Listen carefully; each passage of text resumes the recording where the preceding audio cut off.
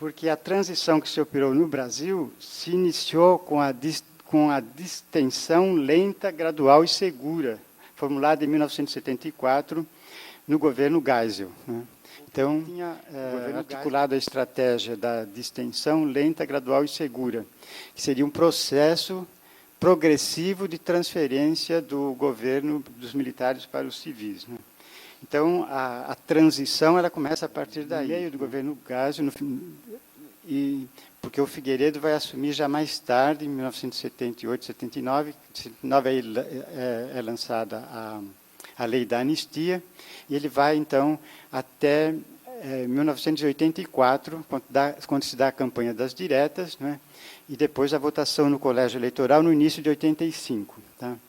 E aí, então, o Tancredo Neves devia assumir em março de 85, e quem assume é Sarney. Então, ela começou com a distensão em 74, prosseguiu com a abertura democrática a partir de 79 no governo Figueiredo, quando é aprovada a lei da anistia, e desembocou na nova República em 1985, que guindou a posição de presidente da República o ex-presidente do Partido de Sustentação do Regime Militar. Na transação efetuada para a votação no colégio eleitoral, é que, então, Sarney se vincula ao PMDB para ser vice na chapa de Tancredo e disputar, então, as eleições. Então, a transição democrática se fez segundo a estratégia da conciliação pelo alto, visando a garantir a continuidade da ordem socioeconômica.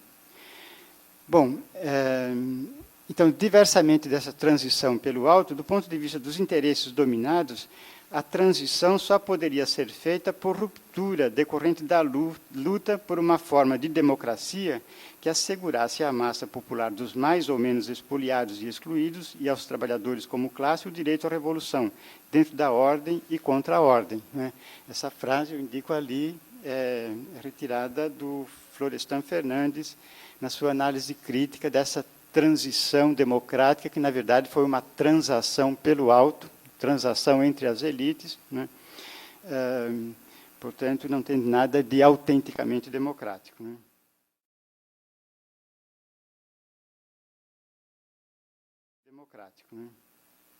Bom, e a nova ordem socioeconômica, então, instaurada, recebeu o nome, como já se sabe, de neoliberalismo, que remete ao consenso de Washington. E o consenso de Washington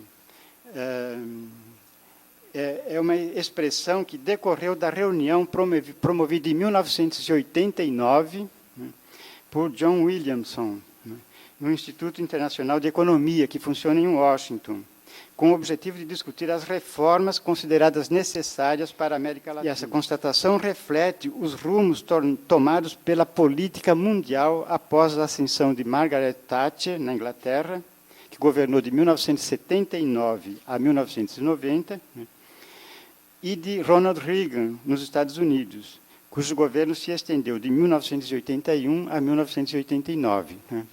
Então, vocês veem aí como é nesse quadro que foi se configurando a chamada nova ordem mundial.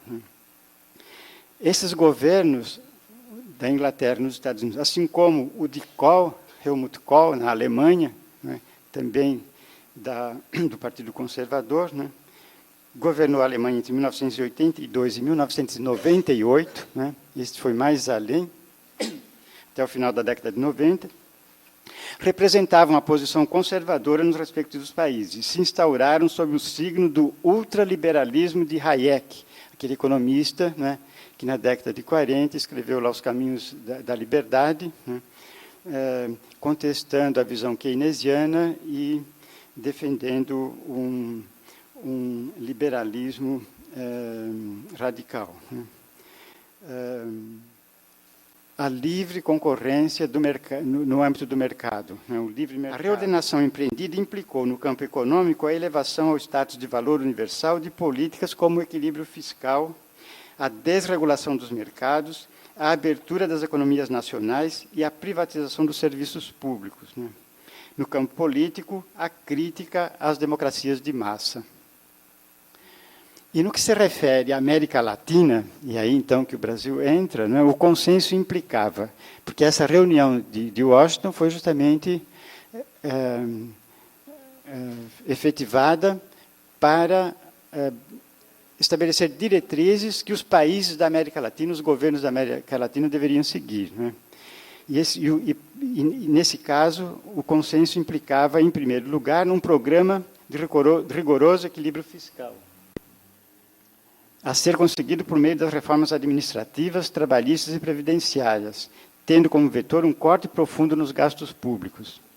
Em segundo lugar, impunha-se uma rígida política monetária, visando a estabilização. Em terceiro lugar, a desregulação dos mercados, tanto financeiro como de trabalho, privatização radical e abertura comercial. Essas políticas que, inicialmente, tiveram que ser, de algum modo, impostas pelas agências internacionais de financiamento, mediante as chamadas condicionalidades, em seguida perdem o caráter de imposição, pois são assumidas pelas próprias elites econômicas e políticas dos países latino-americanos. Então, no caso do Brasil, isso ocorreu de forma nítida a partir do governo Collor. Né? O governo Collor, o Itamar contemporizou, mas sem deixar de continuar seguindo, né? E depois o governo FHC adota como políticas próprias aquela mesma orientação, né? que estava sintonizada com os organismos internacionais. Então, a partir daí, o consenso de Washington deixou de ser apenas o consenso, né, dos organismos internacionais e dos economistas que assessoravam esses organismos, mas passou a ser um consenso, né, também dos governantes da maioria dos países da América Latina. Né? Brasil, Argentina, Chile. Chile foi o mais ortodoxo nessa adesão. Né?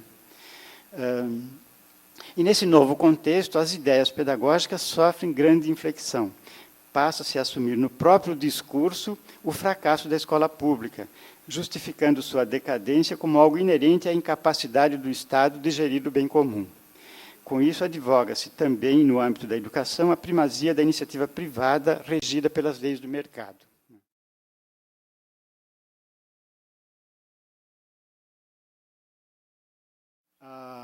Vai ocorrendo a mobilização dos educadores, a partir do final dos anos 70 e ao longo dos anos 80.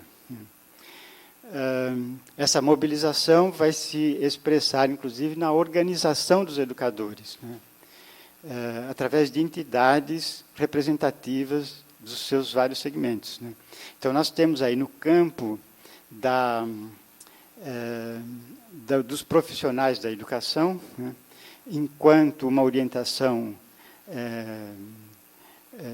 científico-técnica, né? As três entidades chaves, que foram a ANPED, Associação Nacional de Pesquisa e Pós-Graduação em Educação, criada em 1977, o SEDES, Centro de Estudos de Educação e Sociedade, que foi articulado em 1978, a partir de um grupo aqui da Faculdade de Educação, que criou a revista a revista Educação e Sociedade e organizou o primeiro seminário de educação brasileira em 1978, né, e cuja entidade foi formalizada em março de 1979, né, com a ata de fundação. E, em 1979, foi fundada também a ANDE, Associação Nacional de Educação. Essas três entidades se reúnem para organizar as Conferências Brasileiras de Educação, a CBS, a primeira em 1980. Ao lado dessas entidades de caráter mais técnico-científicas, foram se mobilizando também as entidades sindicais, né? A partir do final da década de 1970. No campo político, à primeira vista, parece que essa mobilização dos educadores no âmbito da sociedade civil correspondia a um certo estancamento, uma certa apatia no âmbito da sociedade política, ou seja, no âmbito governamental. Isso, de certo modo, é verdade em relação ao governo federal, né, que, na década de 80, quase nada ocorreu do ponto de vista de medidas de política educacional no âmbito do governo federal. Né. Mas, no âmbito dos municípios e dos estados, estava emergindo algo novo. Essas experiências não duraram muito, né? Porque nas eleições seguintes, que aconteceram só em 82, porque o governo militar, em 80, prorrogou os mandatos desses prefeitos até 82, para fazer coincidir com as eleições de governador, mas também porque eles temiam uma grande derrota nas eleições em 80. Né? Então, eles prorrogaram até 82.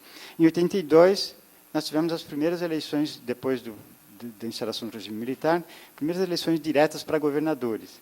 E aí, 9 governadores foram... Quer dizer, 10 governadores foram eleitos pela oposição, 9 pelo PMDB e 1 pelo PDT. Né? Inclusive nos principais estados, quer dizer, São Paulo, Rio de Janeiro, Minas Gerais e Paraná. Né? E esses estados também fizeram algumas inovações na política educacional. Né?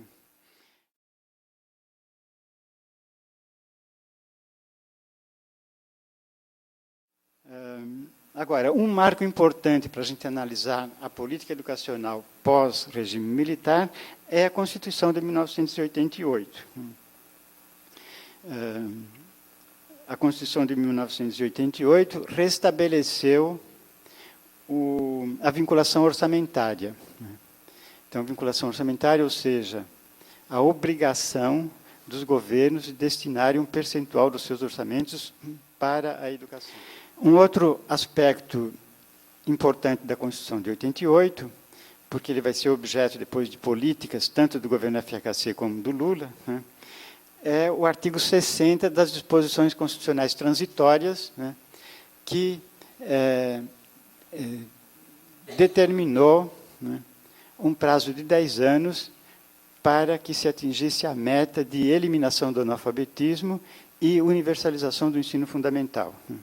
E, nesses 10 anos, para que essas duas metas fossem atingidas, a Constituição determinou que, nas 3 instâncias governamentais, União, Estados e Municípios, 50% dos recursos deveriam ser destinados a esse objetivo específico. É dentro desse quadro, né, que se desenvolve a chamada Nova República, entre 1985 e 1989, quando nós tivemos a primeira eleição direta para presidente da República,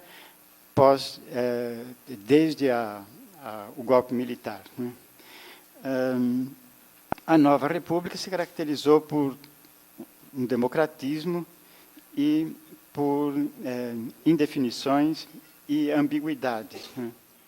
Em 1989, aí as eleições diretas acabaram guindando ao posto de presidente o Collor, né? Fernando Collor de Mello. Nós temos, então, aí os governos de Collor e Itamar. Né? No governo Collor, houve a proposta do Programa Nacional de Alfabetização e Cidadania e dos CIACs, né? Centros Integrados de Atenção à Criança. Bom, mas esses programas, na verdade, foram formulados, mas não implantados. Né? E a gente pode, então, concluir que a política educacional do governo Collor resumiu-se a arbitrar sobre os preços das mensalidades das escolas particulares. Né? Nada além disso. Aí assume Itamar, né, no final de 1992, e, em 93, é lançado o Plano Decenal Educação para Todos, né, pelo ministro Murilo Ringel, que era o ministro da Educação do Itamar. Esse plano decenal foi inspirado na Declaração Educação para Todos da Conferência de Jomtien, realizada na Tailândia em 1991. Né. Como vocês veem, a inserção na ordem mundial continua. Né. Esse plano estava focado no ensino fundamental, né, que era a grande diretriz do Banco Mundial. A outra realização do governo Itamar, na gestão Murilo Ringel, foi o fechamento do Conselho Federal de Educação e a criação do Conselho Nacional de Educação. Na verdade, o fechamento do Conselho Federal de Educação se deu, de certo modo, por um problema de corrupção. Né. por conta dos lobbies das escolas particulares, que, de uma certa forma, utilizavam o Conselho Federal de Educação como margem de manobra para a defesa dos seus interesses, porque era lá que se decidia a autorização de funcionamento dos cursos e o reconhecimento dos cursos de ensino superior, né?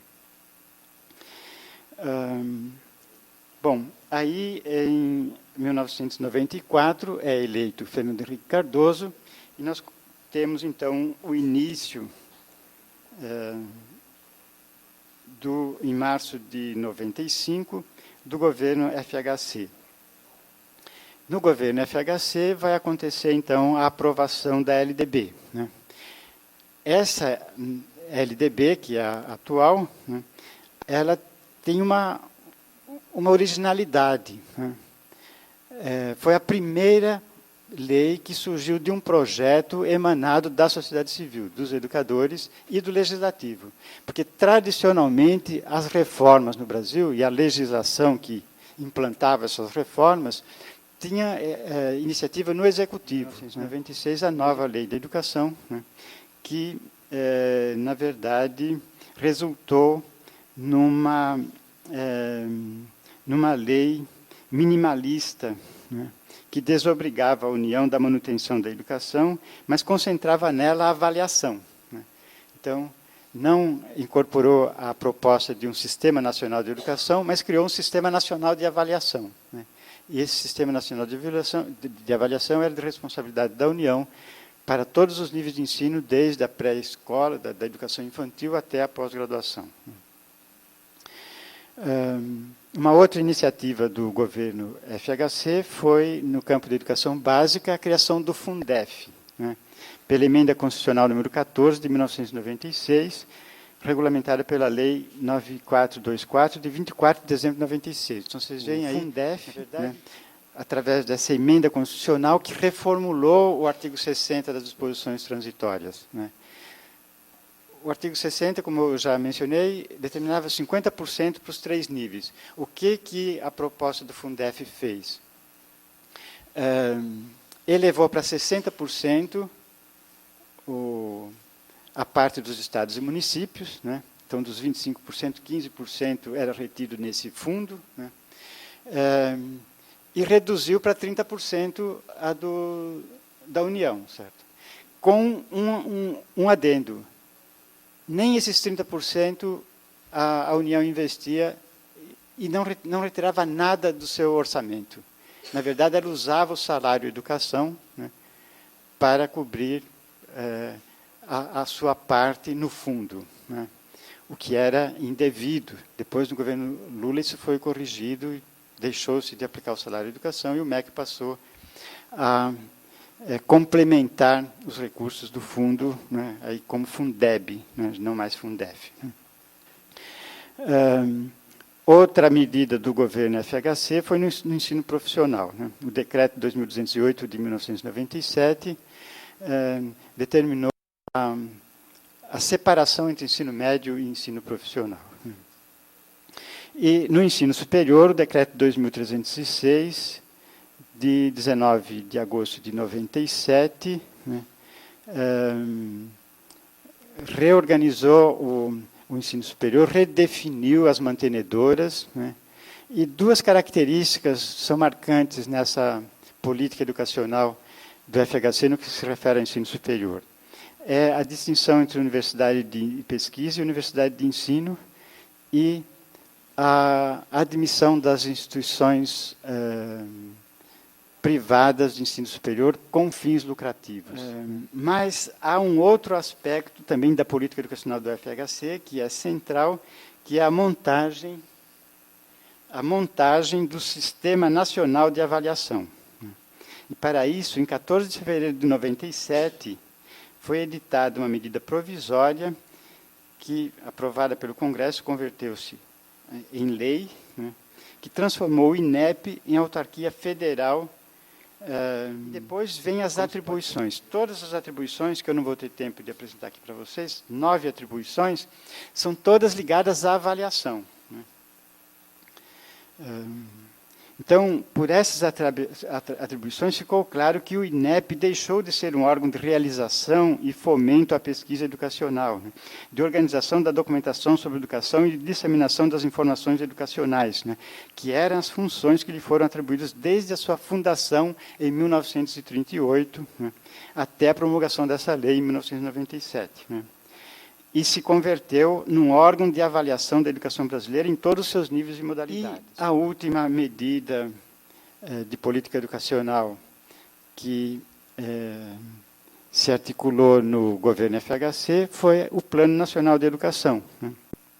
E é esse projeto que tramita na Câmara, é aprovado, vai para o Senado, é aprovado e se converte no Plano Nacional de Educação, aprovado em 9 de janeiro de 2001, que é o plano que esteve em vigor, né, até 9 de janeiro, publicado em 10 de janeiro, então ele entrou em vigor até 9 de janeiro de 2011. Né. Em dezembro de 2010, o governo, aí já o governo Lula, encaminhou ao Congresso a proposta do novo plano, que ainda não foi aprovada. Bom, então, já que eu falei no governo Lula, passemos, então, à política educacional do governo Lula. No governo Lula, nós tivemos na educação básica, né, a passagem, a aprovação do ensino fundamental de 9 anos. Outra medida do governo Lula, no que se refere à educação básica, foi o Fundeb. Então, com o vencimento do prazo do Fundef, que era de 10 anos, né, se foi aprovado em 96, então em 2006 venceu. Né. E, então, em 2007 foi aprovado o Fundeb. Né.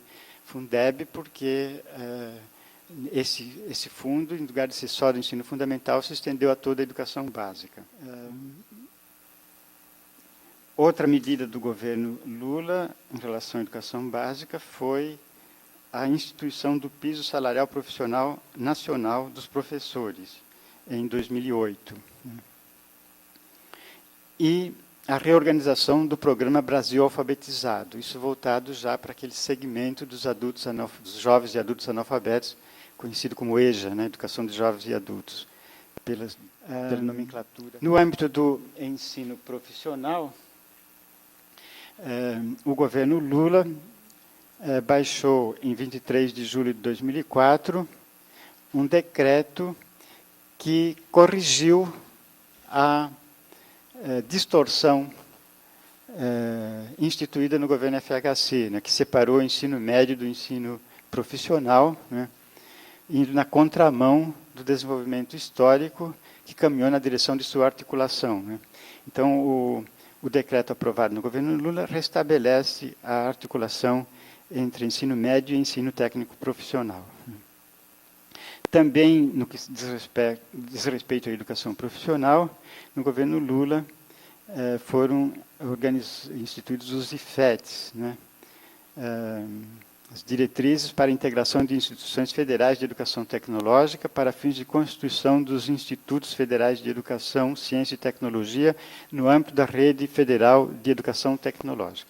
Outra medida do governo Lula foi a regulamentação dos estágios, pela Lei 11.788, de 25 de setembro de 2008.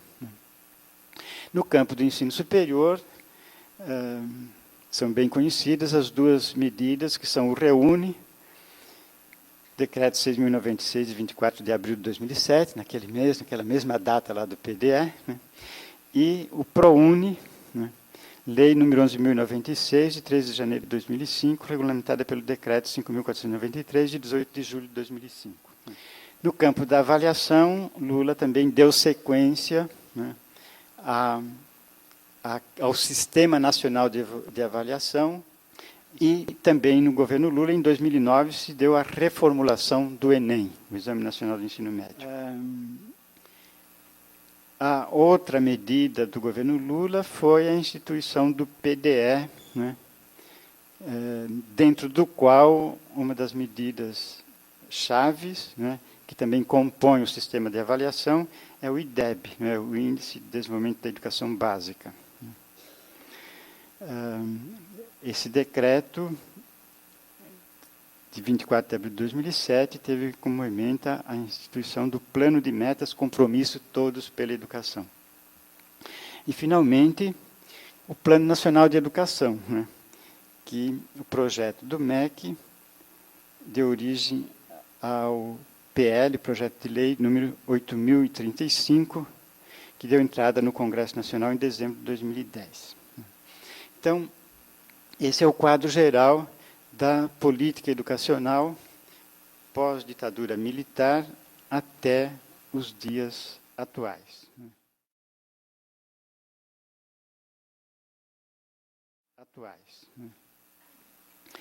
Bem, vamos então a uma conclusão para fecharmos esta aula. Resumidamente, nós podemos dizer que a política educacional brasileira, desde o final da ditadura militar, em 1985, até os dias de hoje, se apresenta com características condensadas nessa equação, né? Filantropia mais protelação, mais fragmentação, mais improvisação, igual precarização geral da educação em todo o país.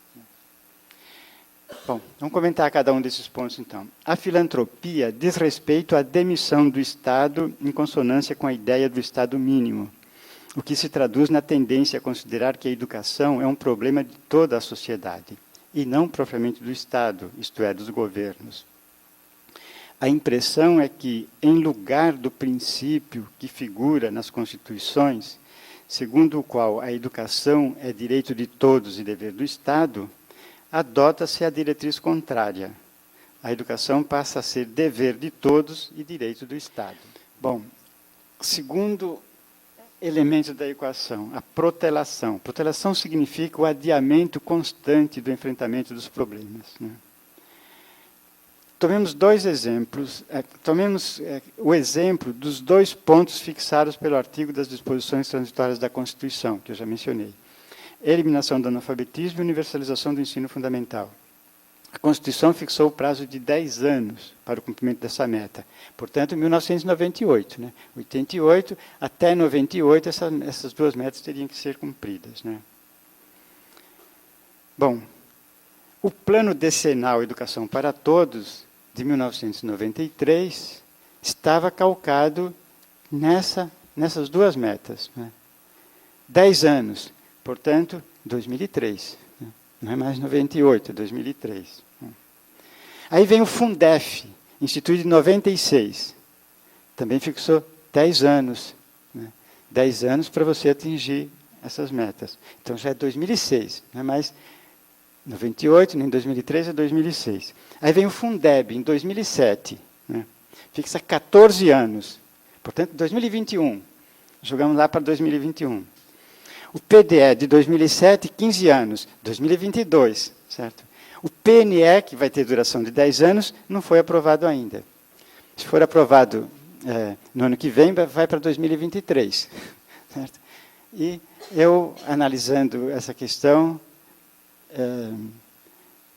levantei a seguinte observação irônica, né? Nesse diapasão provavelmente em 2022, né? Que é um ano referência, porque é o ano dos 200 anos da proclamação da independência, né? Por isso também muitas metas estão jogando para lá simbolicamente, né? Em 2022 nós vamos estar aprovando alguma medida, né? Jogando essa meta para 2044. Aí você já começa a trabalhar com 20 anos, já não é mais 10, nem 14 ou 15, mas com 20. E assim nós vamos protelando. Terceiro elemento da equação, a fragmentação, se constata pelas inúmeras medidas que se sucedem e se justapõem, perpetuando a frase do Manifesto dos Pioneiros da Educação Nova de 1932. Dizia lá o manifesto o seguinte: todos os nossos esforços, sem unidade de plano e sem espírito de continuidade, não lograram ainda criar um sistema de organização escolar à altura das necessidades do país. Então, essa frase parece que se perpetua, né? Foi dito em 32 e nós repetimos agora em 2012, né, quando o manifesto está completando 80 anos. Né. Houve, em maio, um simpósio para comemorar os 80 anos. Eu até fui convidado, mas, infelizmente, não pude ir, no Rio de Janeiro. Bom, o quarto elemento da equação, a improvisação, se manifesta no fato de que, para cada ponto que se levanta como importante, busca-se logo aprovar uma emenda constitucional, uma lei, ou baixar um decreto ou portaria, sem atentar para a sua efetiva necessidade e sua justa posição com outras medidas correlatas ou de efeito equivalente. Aqui eu vou dar. Bom, então, o resultado observável empiricamente é a precarização geral da educação em todo o país, visível na rede física, nos equipamentos, nas condições de trabalho e salário dos profissionais da educação, nas teorias pedagógicas de ensino e aprendizagem, nos currículos e na avaliação dos resultados. Eu vou fazer aqui um destaque para a questão da avaliação, porque ela me parece ser um problema crucial no contexto atual, né, das políticas educacionais. Né. E observando que, na verdade, o modelo de avaliação assumido pelo MEC, que determinou ao INEP sua reestruturação para efeitos da formatação e implementação do referido modelo, não está centrado em pesquisa sobre a situação educacional brasileira, que seria a função do INEP. Né? Ao contrário, sua inspiração vem dos instrumentos internacionais focados na mensuração de resultados. Sobre isso, é importante considerar a autocrítica efetuada por Diane Ravish, que esteve entre os principais proponentes do processo de avaliação do sistema de ensino americano no livro The Death and the Life of the Great American School System, né? A morte e a vida do grande sistema de ensino americano. Este livro está em processo de tradução, já devia ter saído, não sei porque a Sulina está demorando tanto, e é importante lançar esse livro, porque ela faz uma autocrítica assim, bastante forte desse sistema de avaliação, do qual ela foi uma das grandes defensoras. Né? Então, aqui eu me reporto a uma matéria no jornal Estado de São Paulo, na edição de 2 de agosto de 2010, né, com entrevista concedida por esta Diane Ravish, né, na qual ela informa que foi secretária adjunta de Educação entre 1991 e 1993, no governo do George H.W. Bush, o pai. Né? Então, entre 91 e 93, ela foi secretária adjunta de Educação do governo Bush pai. Sendo, em seguida, indicada pelo então presidente Bill Clinton, né, que sucede o Bush pai, né, aí pelo Partido Democrata, para assumir o National Assessment Governing Board, né, o escritório governamental nacional de pesquisa, né, instituto responsável pelos testes federais. Né. Ela se firmou assim, essa Diane Ravish, né, como uma das principais defensoras da reforma de ensino nos Estados Unidos. Reforma que, baseada em metas, introduziu testes padronizados, responsabilização do professor e práticas corporativas de medição e de mérito. No entanto, após 20 anos defendendo esse modelo, que inspirou as medidas adotadas no Brasil a partir da década de 90, né, o Brasil adota um modelo nos mesmos padrões, né, após 20 anos defendendo esse modelo, Ravish concluiu que, e aqui entre aspas, citando as palavras dela na entrevista ao jornal, em vez de melhorar a educação, o sistema em vigor nos Estados Unidos está formando apenas alunos treinados para fazer uma avaliação. O título da matéria publicada lá dessa entrevista é justamente Nota mais alta não é educação melhor. No Brasil, esse modelo de avaliação, orientado pela formação de rankings e baseado em provas padronizadas, aplicadas uniformemente aos alunos de todo o país por meio da Provinha Brasil, já ali para aqueles que estão iniciando o ensino fundamental, né? Prova Brasil, para aqueles que estão concluindo o ensino fundamental, Enem, no ensino médio, ENAD, no ensino superior, está, na prática, convertendo todo o sistema de ensino numa espécie de grande cursinho pré-vestibular, pois todos os níveis e modalidades de ensino estão se organizando em função da busca de êxito nas provas, buscando aumentar um pontinho no IDEB. Caminhando, portanto, na contramão de todas as teorizações pedagógicas formuladas nos últimos 100 anos, para as quais a avaliação pedagogicamente significativa não deve se basear em exames finais e muito menos em testes padronizados. Devem, sim, procurar avaliar o processo, considerando as peculiaridades das escolas, dos alunos e dos professores. Antes, considerava-se que os cursinhos preparavam para a prova e que o ensino médio não deveria se pautar pelos cursinhos, né, pelas provas. E os próprios vestibulares das universidades tenderam a se modificar em função disso, né, introduzindo redações e tal, para escapar um pouco aqueles esquemas padronizados, né, do treinamento que os cursinhos faziam. Agora, isso é regra para todo o sistema. E todos os níveis vão privilegiar o treinamento para passar nas provas. O famoso princípio latino, lá, né, que já era na época da escola tradicional, né, non scholae sed vitae discimus, né, nós aprendemos não para a escola, mas para a vida, né, agora está invertido. Né. Nós não fazemos provas para testar se nós aprendemos de fato e, portanto, temos condições de compreender melhor o mundo, né, mas nós aprendemos para passar nas provas. Aprendemos para as provas e não para a vida. Então, essa é uma grande distorção que precisa ser discutida e enfrentada.